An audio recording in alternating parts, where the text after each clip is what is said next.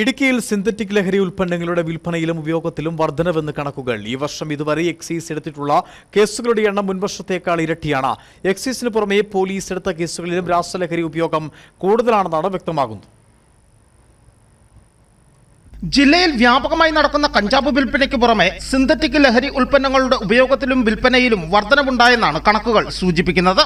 ഈ വർഷം ജനുവരി 1 മുതൽ നവംബർ 21 വരെ എക്സൈസിന്റെ നേതൃത്വത്തിൽ പിടികൂടിയ കേസുകളുടെ കണക്കുകൾ പരിശോധിച്ചാൽ ഇത് വ്യക്തമാകും. ഈ കാലയളവിൽ ജില്ലയിൽ 8,985 പരിശോധനകളാണ് എക്സൈസ് നടത്തിയത്. 91 കിലോ കഞ്ചാവാണ് പിടികൂടിയത്. 898 അബ്കാരി കേസുകളും പിടികൂടി. 870 പ്രതികളാണ് കേസുകളിൽ ഉൾപ്പെട്ടത്. 845 പേരെ അറസ്റ്റ് ചെയ്തു. 1,11,460 രൂപയും പിടിച്ചെടുത്തു. കുറ്റകൃത്യത്തിനായി ഉപയോഗിച്ച 54 വാഹനങ്ങളും കസ്റ്റഡിയിലെടുത്തു. 652 NDPS കേസുകളാണ് കണ്ടെത്തിയത്. നിരോധിത പുകയില ഉൽപ്പന്നങ്ങളുടെ വിൽപ്പനയുമായി ബന്ധപ്പെട്ട 3,479 കേസുകളും പിടികൂടി. മുൻ വർഷങ്ങളെ അപേക്ഷിച്ച് സിന്തറ്റിക് ലഹരികളുടെ ഉപയോഗത്തിലും വർധനവുണ്ടെന്നാണ് ഉദ്യോഗസ്ഥർ പറയുന്നത്.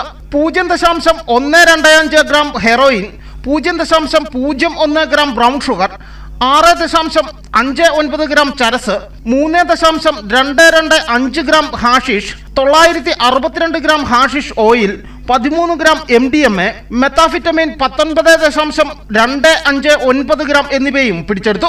79 കഞ്ചാവ് ചെടികൾ, 12,935 ലിറ്റർ വാഷ് എന്നിവയും പിടികൂടി. ഇതിനു പുറമെ LSD സ്റ്റാമ്പ്, ലഹരിക്കായി ഉപയോഗിക്കുന്ന നിട്രോസെഫാം, ആംഫെറ്റാമിൻ ഗുളികകളും പിടിച്ചെടുത്തിട്ടുണ്ട്. ഇതുകൂടാതെ പോലീസ് പിടികൂടുന്ന കേസുകളും ഒട്ടേറെയുണ്ട്. വ്യാഴാഴ്ച പുലർച്ചെ തൊടുപുഴ പോലീസ് നടത്തിയ പരിശോധനയിൽ 34 ഗ്രാം MDMA പിടികൂടിയിരുന്നു. കഴിഞ്ഞ ദിവസം 40 കിലോ കഞ്ചാവും തൊടുപുഴ പോലീസ് പിടികൂടി. ഏതാനും ദിവസം മുമ്പ് MDMAയും കഞ്ചാവുമായി ബിഗ് ബോസ് താരവും സുഹൃത്തും മൂലമറ്റം എക്സൈസ് സംഘത്തിന്റെയും പിടിയിലായിരുന്നു. കണക്കുകൾ സൂചിപ്പിക്കുന്നത് സിന്തറ്റിക് ലഹരിയുടെ ഉപയോഗത്തിൽ ജില്ല കുതിക്കുന്നതായാണ്. ഇതിന് തടയിടുവാനുള്ള തീവ്ര ശ്രമത്തിലാണ് പോലീസും എക്സൈസും. News bureau, Udumbanchola.